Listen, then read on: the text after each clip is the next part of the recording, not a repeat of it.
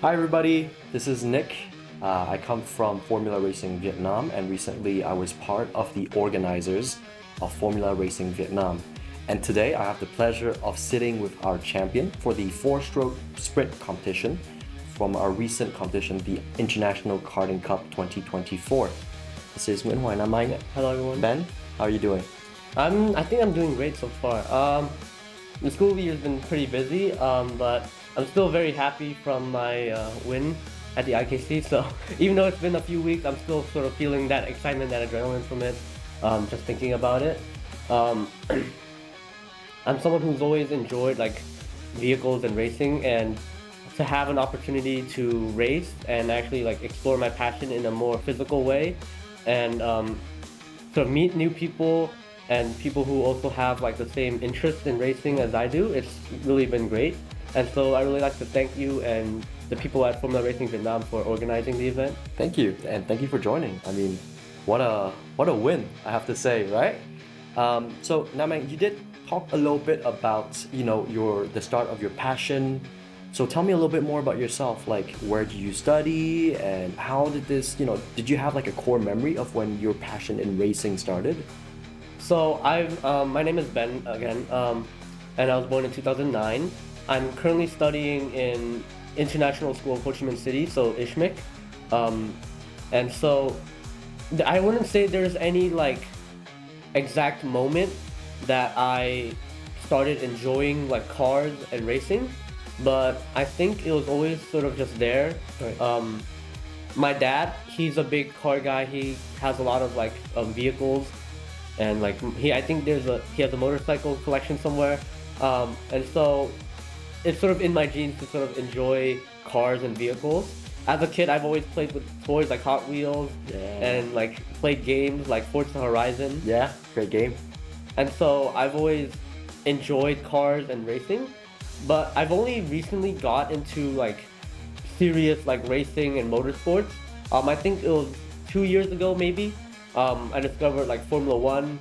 I already knew about like motorsports in general before that, but like 2 years ago was when I really started getting into like I enjoy Formula One. I enjoy like endurance racing. I enjoy IndyCar, NASCAR. I enjoy all sorts of motorsports. I even like watching MotoGP as well. Cool.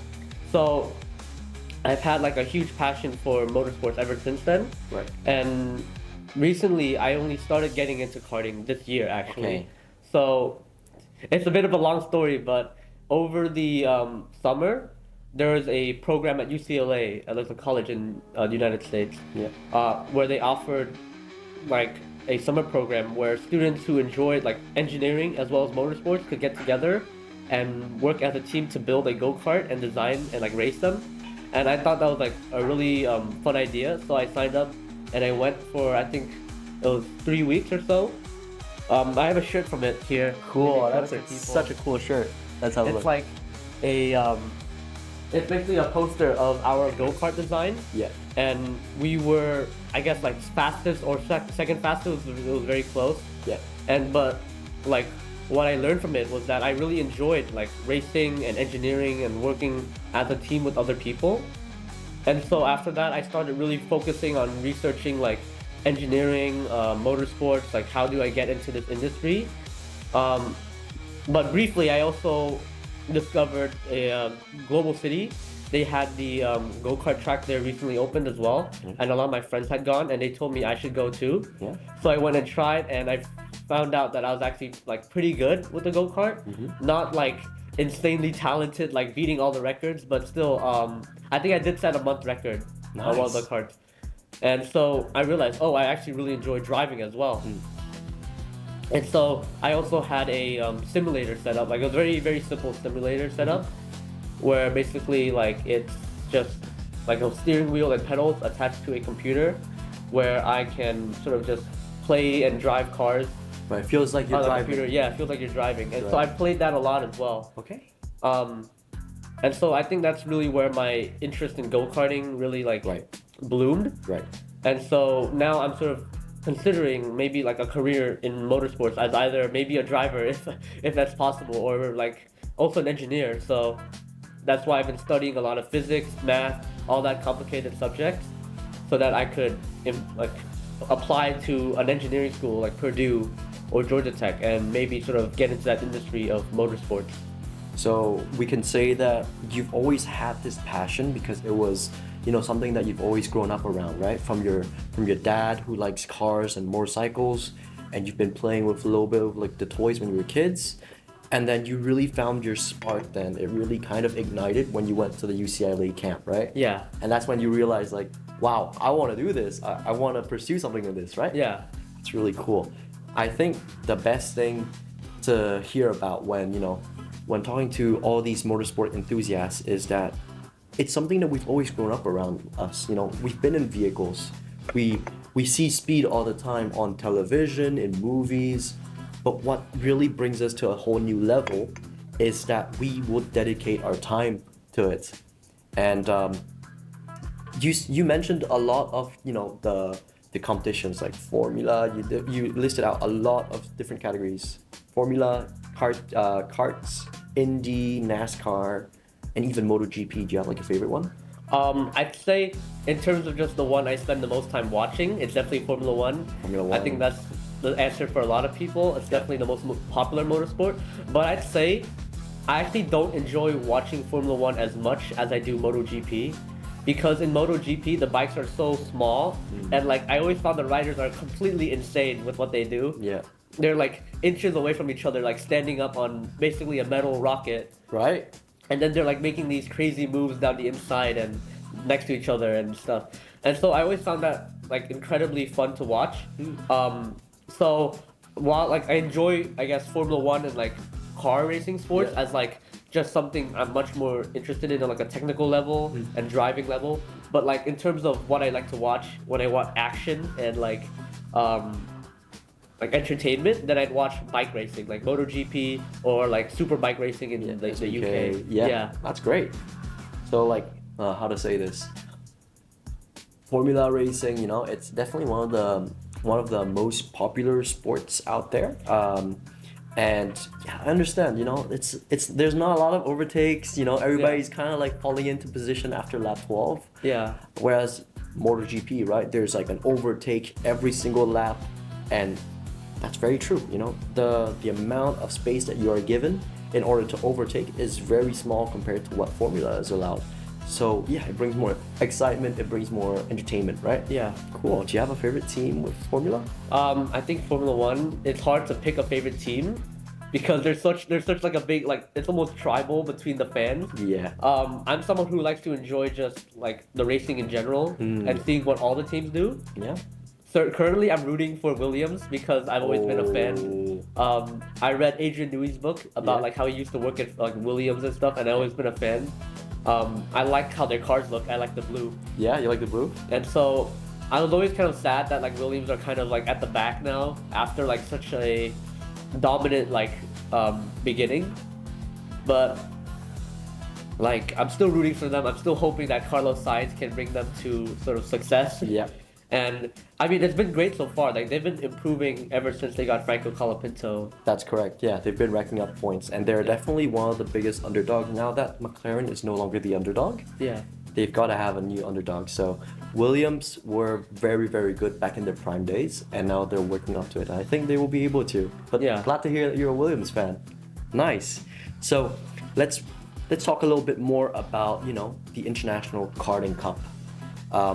Did you, prior to your win, like, did you have any specific like formula to the like a secret to winning the race? Did you go to the gym? Did you practice? Did you So, well, in terms of formula, I didn't really have much of a like, oh, I'm gonna do this, I'm gonna do that, I'm gonna do this. I just really wanted to experience it because really, the IKC was the first time I'd ever done like competitive karting. Right. And it's actually like the IKC was like the third time I've been to Dynam ever. So my brother discovered the IKC after they messaged him like promoting it to him, and then he told me that I should join because he knows I love motorsports. And then I thought, I was like, oh, I wanted to sign up for this. And I asked them like, do you need a lot of experience for this? Or like, do you need like prior like professional experience or anything like that? And then they told me, no, you just have to like, I think it's best you just like drive and show up for like a day just to get used to it. Yeah. And then like you can try to compete. So basically, the Sunday before the IKC, basically. Yeah. So 1 week before the actual competition, I showed up to Dynam for the very first time. And so I rocked up with like three hours of Sony kart experience at TGC, and that was like the extent of my actual karting experience before that. Wow. So I showed up to Dynam and I was like, all right, let me in the kart. I want to try and set fast laps. So I went onto the track, and it felt incredible, right? Because up until then, I had only driven rental karts, which are like really big and heavy. Yeah. And it's like a completely different style. You have to like really like force the steering in. Yes. And then like try to get it to rotate, because it's such a big heavy kart. But with these like more professional karts that like Formula Racing has, it's much more light. You have to be much more smooth with the steering wheel, which I enjoy. I don't like being like super aggressive. So I basically just went out there and just tried my best to sort of figure out the track. Or actually, before that, I already watched a lot of videos of people driving on the track. Yeah. So one of the advices I've heard from a lot of like pro go-karting drivers is that before you go to a new track, you should try to find as much content available as possible of that like go-kart track. So you can sort of visualize what you're going to be doing once you get there, the braking points, the racing line, and all that, so that when you actually get to the track, you're not a fish out of water you're not spending time trying to figure out the line and like where to brake. You already know where it is, and it gives you a really good starting point. Yeah. And so I already watched a bunch of videos, so I already basically knew the track like the back of my hand without even driving it yet. So when I got out there, I felt really natural, so I didn't actually feel very lost at all. So it was just about getting used to the kart and how it felt. But once I got to that level after like 2 or 3 laps, I was actually starting to really set in good laps. I think for my first heat, I was already doing a 103, which they told me was very fast for like a completely new person.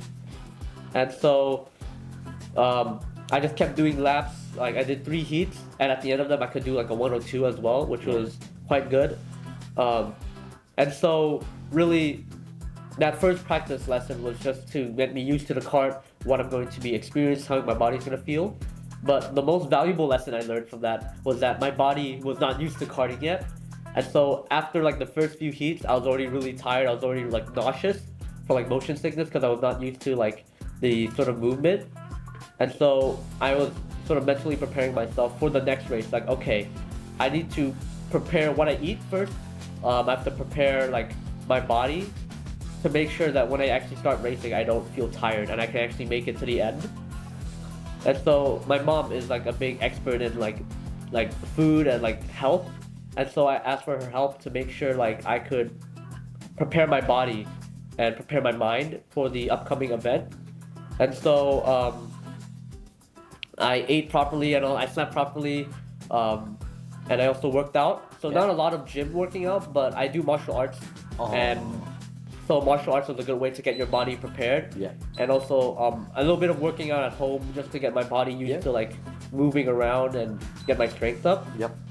And so come Saturday was the second practice, like the actual official practice event for the track. That's correct.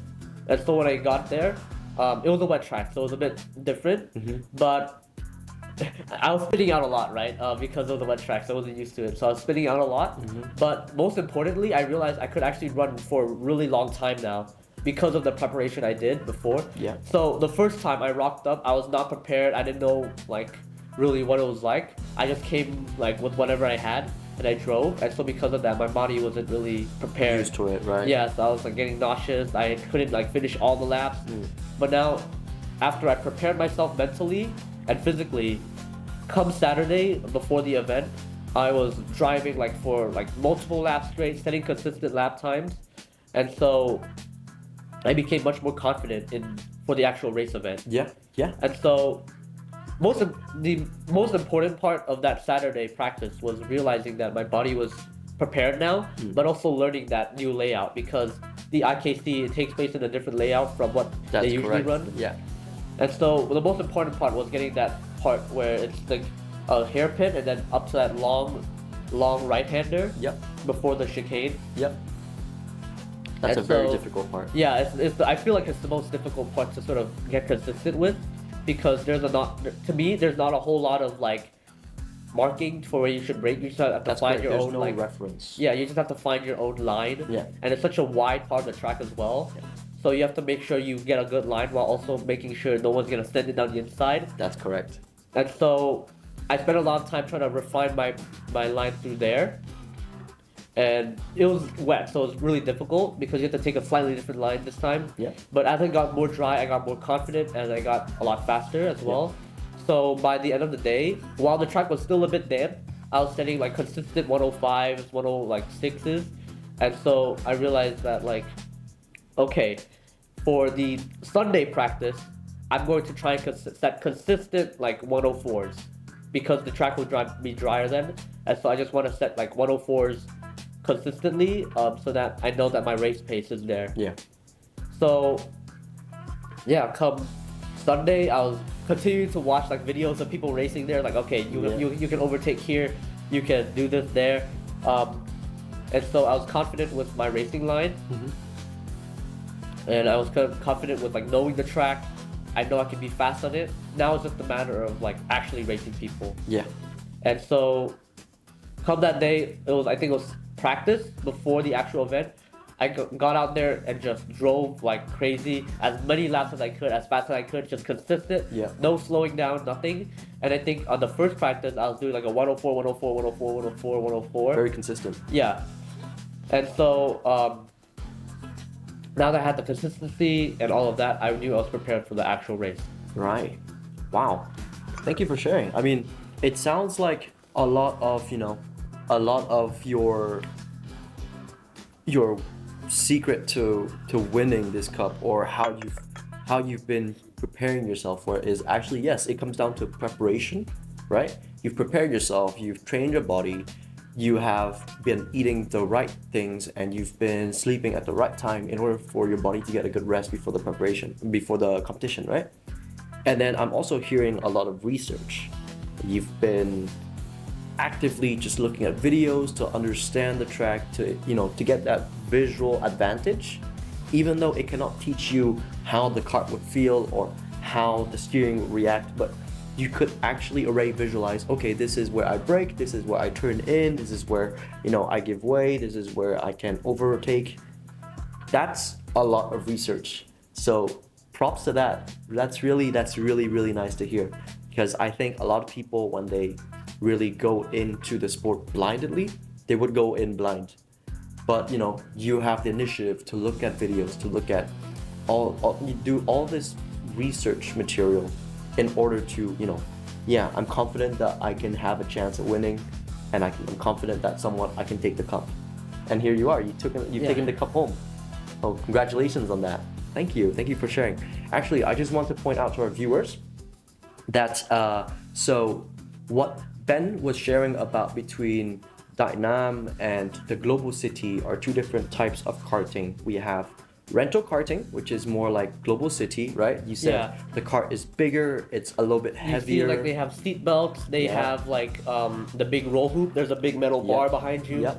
They have like these covers around the wheels. It feels much more like a proper like big car. Yeah.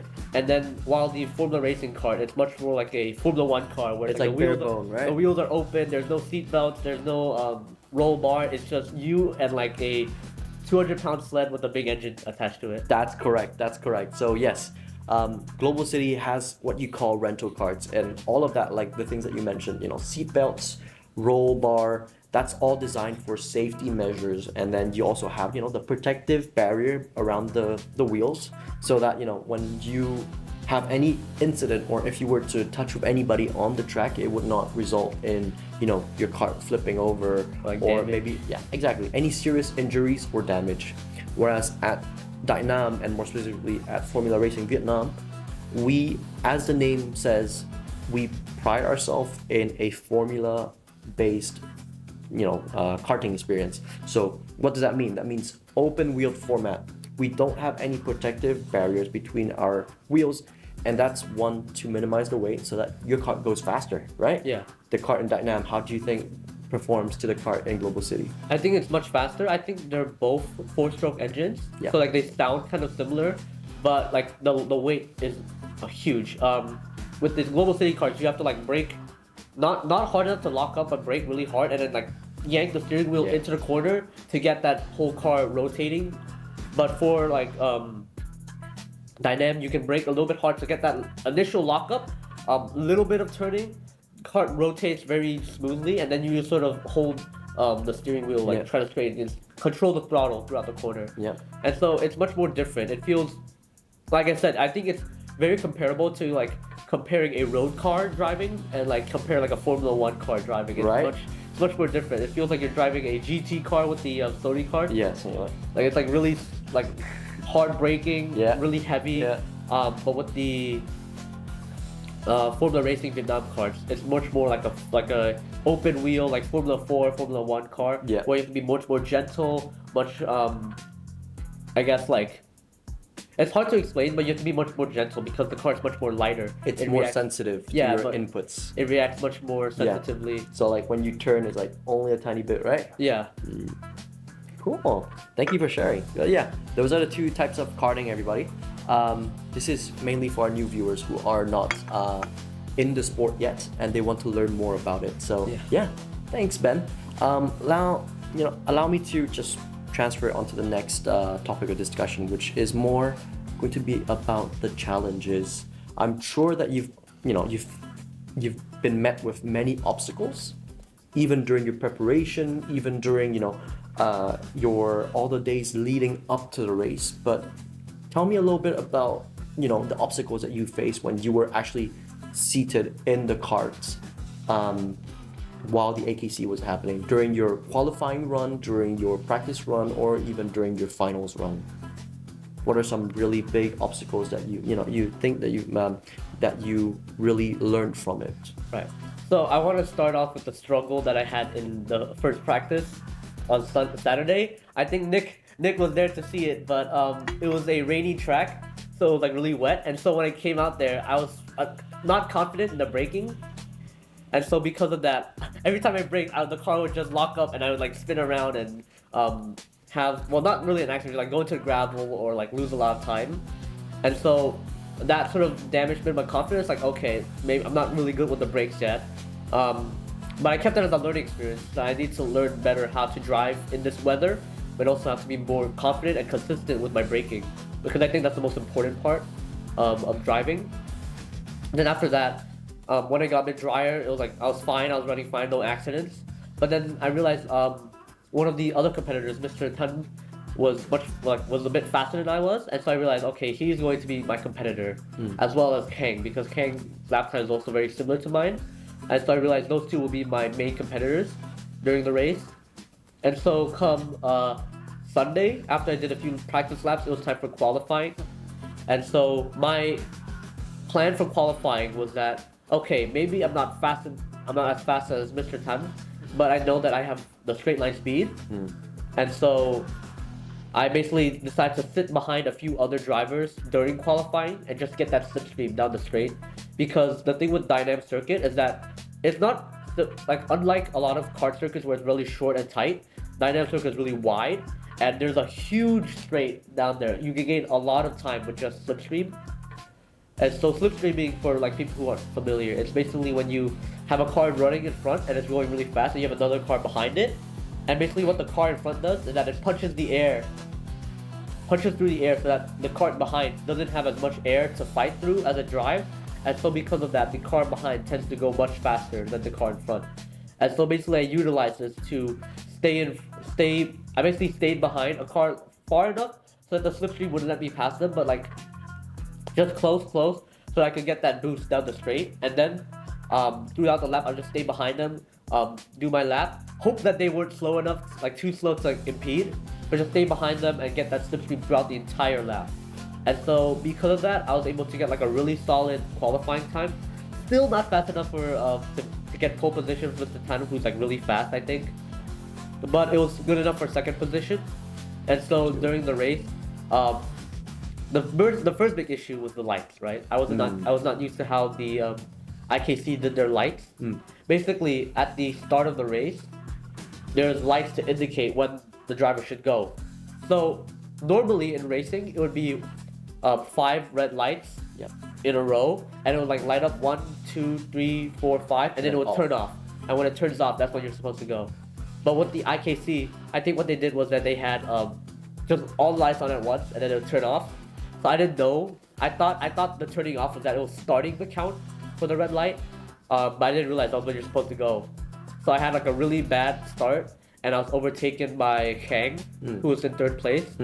And so I was racing them both for position, but this is where like, okay, I did a lot of practice, I did a lot of research just to drive fast, but this is where inexperience shows, is when you're actually racing against other people, because the you can't exactly like research or like practice on your own how to race with others, and that's something you just have to like experience and get real time with. So because of that, when I was actually like racing Kang and Tan throughout the circuit, I realized I was not confident in my braking for overtaking quite yet, and so I was having trouble getting past Kang, even though I was like faster than him. I just wasn't like confident in my braking to actually make that overtake or that dive bomb. Right. And so I think it was after the chicane where it's like, that's right, you can't overtake there, but you can overtake at the hairpin. Yeah. But when I went for that move, I locked up the brakes and I spun around, and so I lost a lot of time to both of them, and so basically that was my race over. Like I couldn't catch up to them after that, but I still kept at it, and so at the end I was able to close that gap down quite a bit. I was still like relatively close to them by the end. And so when I looked at the timing sheet, I realized, okay, my race pace much faster than both of them, but now I need to focus on actually like racing and getting that overtake done and not getting overtaken. Yeah.